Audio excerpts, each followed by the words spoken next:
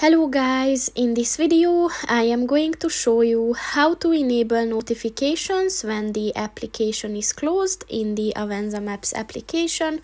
But first I just want to mention, don't forget to subscribe to my channel, because at 10,000 subscribers I am going to show you my whole YouTube revenue statistics and growth strategy, as well as how to make money online.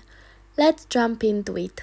First of all, open the application on your phone and then click on the settings button at the bottom of the page on the right. And then at the settings section, click on the notifications button. And within this section, look for the on app close button. And in order to enable it, just click on the white circle next to it. And once it turned orange, this function is enabled.